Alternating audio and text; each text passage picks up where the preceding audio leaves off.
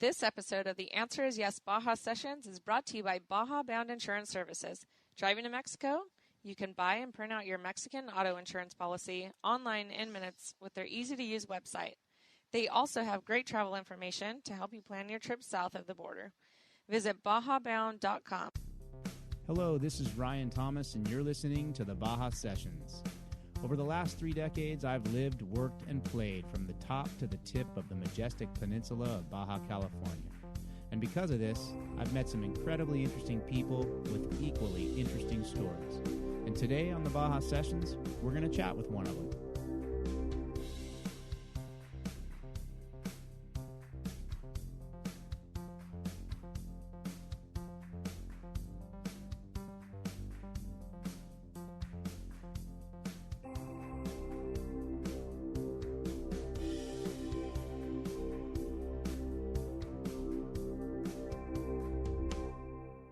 Well, I am honored today to have a gentleman by the name of Frank DeAngelo with me on the Baja Sessions. Frank DeAngelo is known in the off-road racing world, especially within the ranks of BFGoodrich and Michelin and Jackson Motorsports Group, as the Desert Lord. And we're going to get into why he has assumed that name or been given that name here later on down the road. But Frank, I'm honored, like I said, to have you on the show, and welcome to the Baja Sessions. Well, thank you, Ryan, and I'm excited to spend some time with you here. And as we kind of touched on before I pressed the record button, I know a lot about your story and your past. There's definitely parts of it that I don't know, but for the audience that is aware of who Frank DeAngelo is, I'm hoping to uncover some morsels and tidbits that maybe you haven't heard about. And those of you that don't know who Frank is, I will say that I've known Frank probably since I was 12 or 13 years old.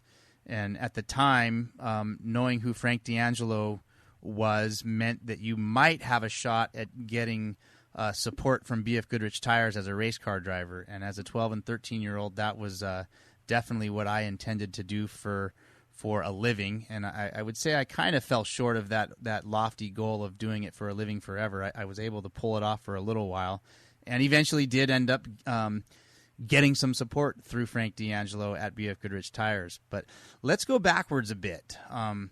Frank, were you born in Akron, Ohio, or is that just where you were when you first went to work for BFGoodrich?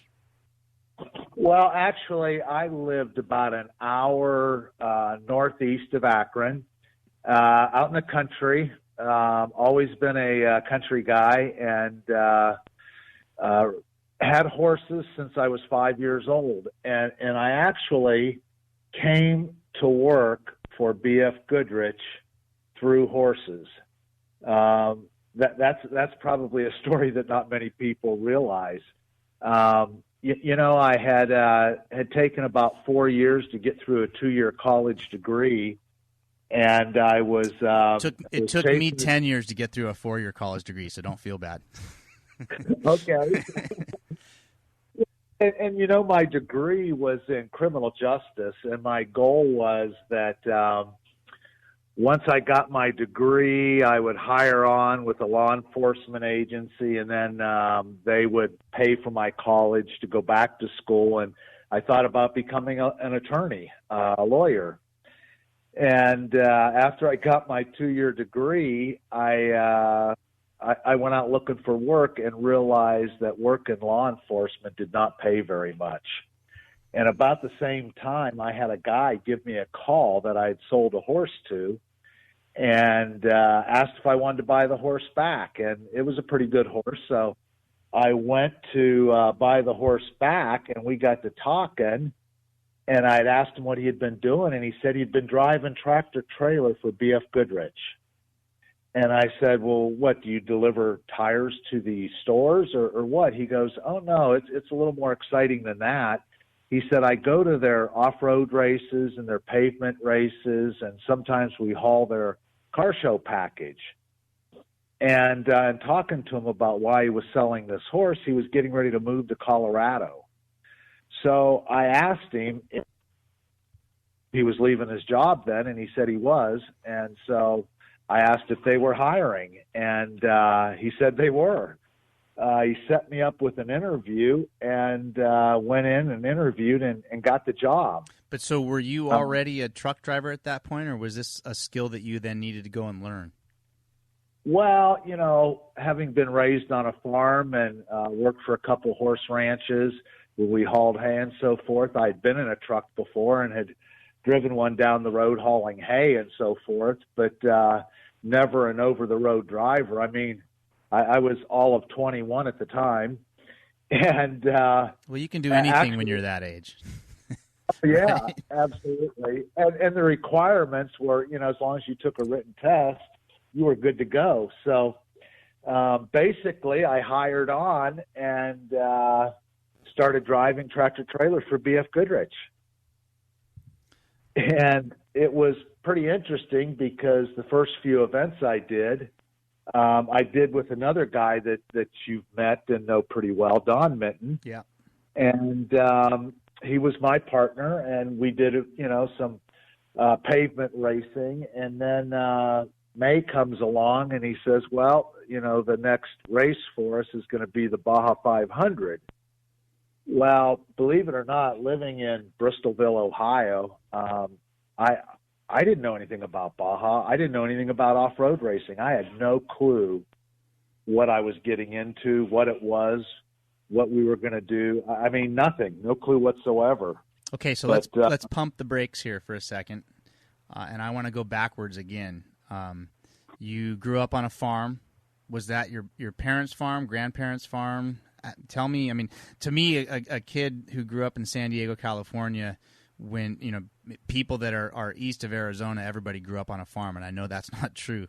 What does growing up on a farm mean, and how did that end up being your life as a kid? Well, it meant living out in the country. Our other relatives, some had dairy cows, some had chickens. So I'd been around that kind of life. And then when I was 5 years old, I had wanted a pony and ended up getting a pony. So, we kind of grew up in the country with animals, learning how to do hard work, I guess, although at the time we didn't really think it was hard work. It was just, it was the way of life. But so the farm you grew up on, was it your parents? Yes. And, that wasn't the only thing that we did. I mean, the farm was just a place that we lived, and the animals were part of it. We didn't farm for a living, but we had several friends around us that did. So now we're fast forwarding again, and you have been driving a truck for BFGoodrich for a little while, and May comes around, and now you're off to Baja. And what does your family, and what does your dad, what does your mom think? Did they know where Baja was and what that might entail? Well, actually, I only had my father was still around.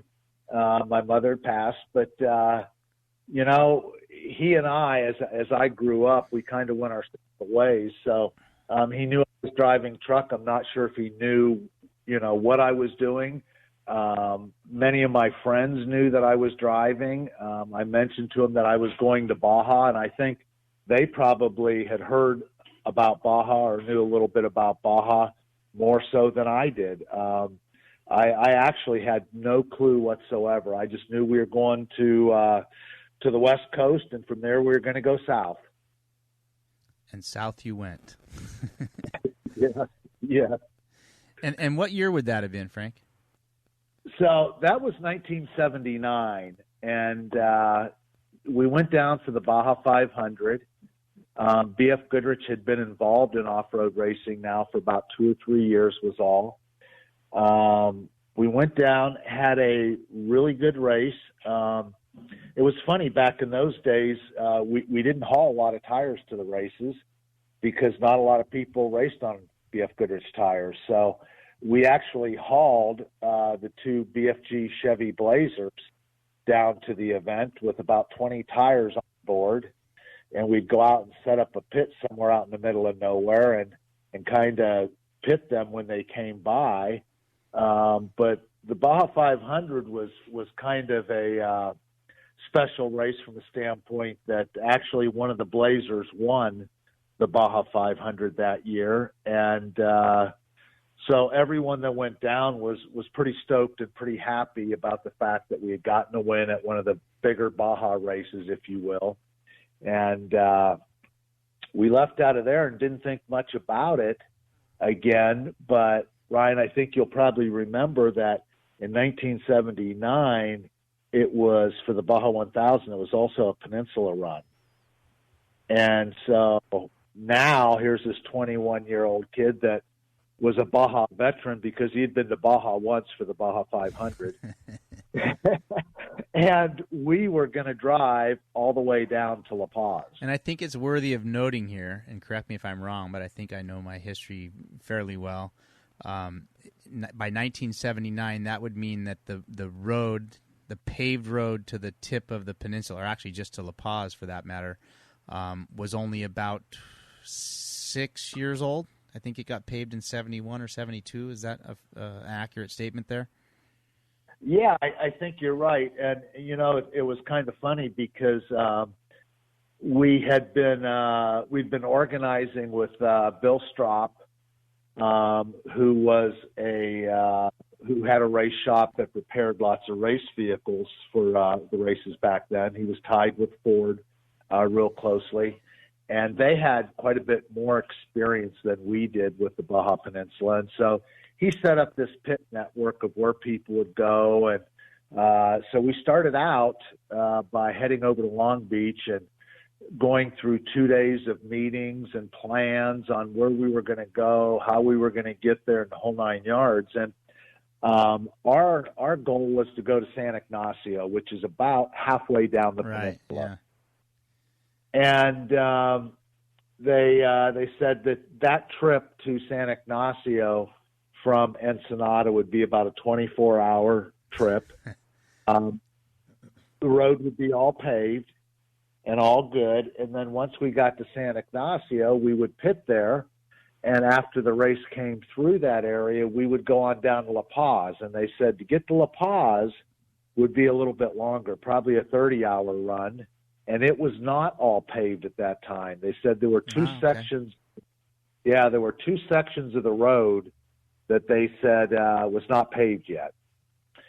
And so off we go to Baja, and we get to our first location at San Ignacio. And, you know, it was pretty amazing to be going down the highway for hours and hours and seeing all the change in the topography and the scenery, and just beautiful. And it was kind of like the last of the Old West, a lot of desolate area, but a lot of beauty along the way as well.